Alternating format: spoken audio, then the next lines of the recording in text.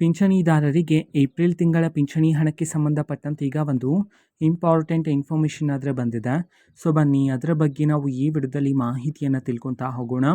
So ವಿಡಿಯೋವನ್ನು start ಮಾಡ್ತೀನಿ. ಅದಕ್ಕಿಂತ ಮೊದಲು ನೀವಿನ್ನೂ ನಮ್ಮ ಚಾನೆಲ್ಗೆ ಸಬ್ಸ್ಕ್ರೈಬ್ ಮಾಡದೇ ಇದ್ದರೆ ಈ ಕೂಡಲೇ ಚಾನೆಲ್ಗೆ ಸಬ್ಸ್ಕ್ರೈಬ್ ಮಾಡ್ಕೊಳ್ಳಿ ಮತ್ತು ಲೈಕ್ ಮಾಡಿ. ಸೊ ಈಗ ನಾವು ಇನ್ಫಾರ್ಮೇಷನನ್ನು ತಿಳ್ಕೊತಾ ಹೋಗೋಣ. ಸೊ ನೋಡಿ, ಇವತ್ತು ಅಂತಂದರೆ ದಿನಾಂಕ 6/4/2026 ಇವತ್ತು ಪಿಂಚಣಿದಾರರಿಗೆ ಏಪ್ರಿಲ್ ತಿಂಗಳ ಪಿಂಚಣಿ ಹಣವನ್ನು ಬಿಡುಗಡೆ ಮಾಡೋದಕ್ಕೆ ಸಂಬಂಧಪಟ್ಟಂತೆ ಈಗ ಮಾಹಿತಿಯನ್ನು ತಿಳಿಸಿರ್ತಕ್ಕಂಥದ್ದು.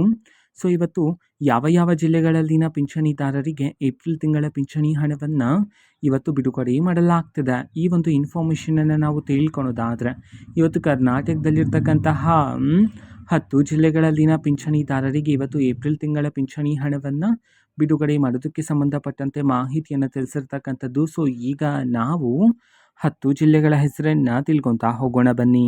ಮೊದಲಿಗೆ ಚಾಮರಾಜನಗರ, ಚಿಕ್ಕಬಳ್ಳಾಪುರ, ಚಿಕ್ಕಮಗಳೂರು, ಚಿತ್ರದುರ್ಗ, ಶಿವಮೊಗ್ಗ, ರಾಮನಗರ, ರಾಯಚೂರು, ಮೈಸೂರು, ಗದಗ್, ಕಲಬುರಗಿ ಈ 10 ಜಿಲ್ಲೆಗಳಲ್ಲಿನ ಪಿಂಚಣಿದಾರರಿಗೆ ಇವತ್ತು ಏಪ್ರಿಲ್ ತಿಂಗಳ ಪಿಂಚಣಿ ಹಣವನ್ನು ಬಿಡುಗಡೆ ಮಾಡೋದಕ್ಕೆ ಸಂಬಂಧಪಟ್ಟಂತೆ ಈಗ ಮಾಹಿತಿಯನ್ನು ತಿಳಿಸಿರ್ತಕ್ಕಂಥದ್ದು.